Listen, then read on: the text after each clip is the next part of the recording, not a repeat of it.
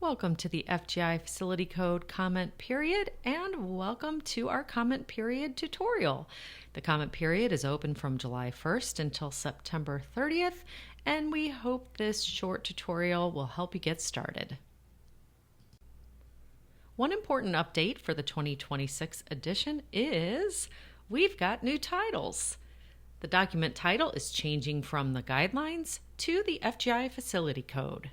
Each document for 2026 has a new name beginning with FGI Facility Code. So we've got FGI Facility Code for hospitals, FGI Facility Code for outpatient settings, and FGI Facility Code for residential care and support settings. In a significant departure from previous editions, the draft 2026 FGI Facility Code documents will no longer contain advisory guidance. Moving forward, text that was formerly included in the appendices will appear in a new series of handbooks that will be released concurrently with the 2026 FGI Facility Code. The handbooks will feature expanded guidance, including best practices, checklists, and diagrams created in collaboration with subject matter experts. In the next few minutes, we'll cover what to do before you begin, some comment writing do's and don'ts, and step-by-step instructions for submission. But first, all of us at FGI want to sincerely thank you for taking time to be involved in the revision process. These documents have been around in some form since 1947, and it's input like yours that continues to be a critical component of the revision process. We know it takes time to lend your particular expertise, and we appreciate you. We'd like to share a couple of things that you can do that will help you be ready to submit a comment and will help the revision committee effectively do their job when it comes to reviewing and ultimately voting on every comment that's been submitted. First, we ask that you really do carefully review the full draft document or documents, depending on what you choose. When you go to the comment platform, that's where you're going to go to submit a comment, you're only going to see the specific draft sections that have changes. However, you can download the full drafts on FGI's website and also on the comment platform. We have some chapters and sections that have moved. There are a few new chapters that were added, so it's really a good idea to familiarize yourself with the document as a whole before submitting comments on the changes you see. During the comment period, we ask for your lens to be specifically on the deletions, additions, and revisions that were accepted during the proposal period and now appear in the 2026 draft. While it's true some new text may be considered for the purpose of correlation between the documents, as a whole, new additions or deletions fall in the category of proposals submitted after the proposal period ended. And they will likely be held for next cycle and not considered. Keep in mind the revisions that appear in the draft document are there because they made it through the proposal period. Each change you see was voted on by the applicable document group, and it was passed by 2/3 or more. With an eye on each of these changes, we ask for your input and related recommendations that you may have before publication. Now let's talk about what you can do to submit a solid comment for consideration. Of all the tips we share in this tutorial, this may be the most important one. When you submit a comment, be sure to really explain the why behind your suggestion. Try to avoid vague reasoning like you see on the screen now, and instead use that substantiation box as a substitute for speaking directly to the very people who will ultimately consider and vote on your comment. Here's an example of an accepted comment from last revision cycle. This particular proposer is suggesting removing the word sufficient from the added language, and in their substantiation, they were pointing out that the word sufficient is subjective. It's not easy to enforce. They had a couple other changes. They explained those as well, and as I said, this one was accepted. In addition to including a rock-solid substantiation, another thing that's really helpful is to use existing terminology that you find in the text. Might be a good idea to get reacquainted with the glossary that you can find at the beginning of any 2022 edition. It's a helpful resource for checking the meaning of terms that appear in the document, including things like location terminology. This submitter likely had their glossary at their side when they suggested removing the word immediately accessible and putting in readily accessible. This also passed.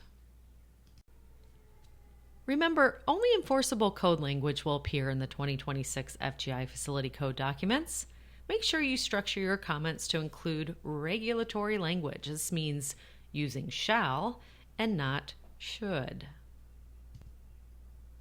And finally, it may be helpful to remember the FGI Facility Code documents do not address operational or maintenance topics. The focus of our documents is the built environment. Here's another example of a past comment from last revision's cycle that points out an operational issue. In this case, the submitter is calling out that what types of materials are stored is operational, does not belong in the FGI Facility Code. So you've read the draft with your morning coffee and you've crafted a comment or two. Let's get into how to submit them. First, let's get you to the right website. And this is for folks who are watching this tutorial in places other than inside the comment platform, where we'll also post it. Go to the web address you see on screen, and it's important to type in fgiguidelines.net, not .org, as that will take you to our company page, not the comment system. Once you log on, you'll arrive at the dashboard, take a look around, make yourself at home, and you'll see a couple useful things here. One of them is the area where you can click and download the draft documents in whole, and the area where we'd like you to start, which is searching in this All Comments section. Go ahead and click on that.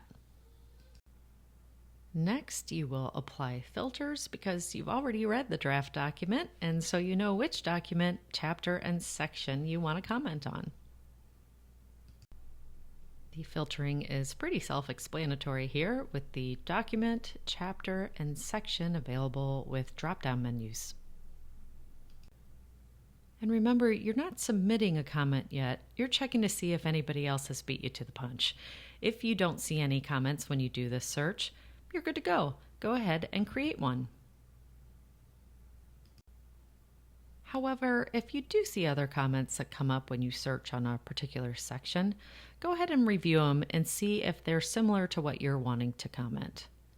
If you do find one, instead of duplicating the efforts, we ask that you click on that comment, scroll on down, and leave an opinion.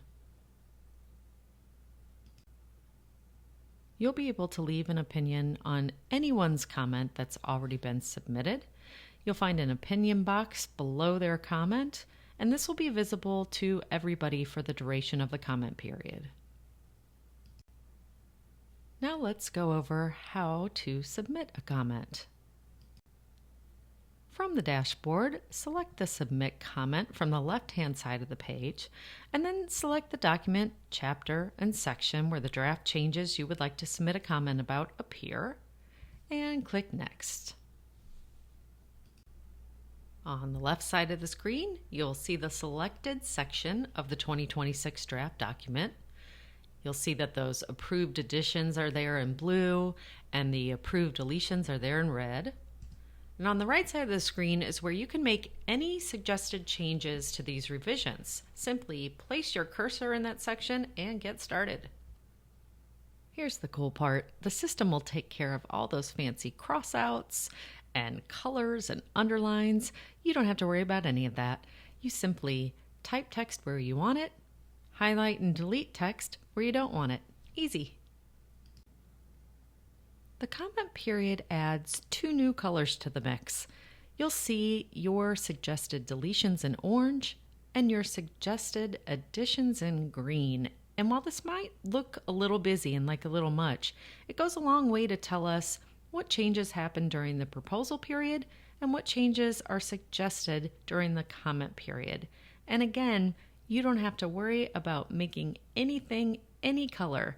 Like we said previously, just delete or add and the system will do it for you.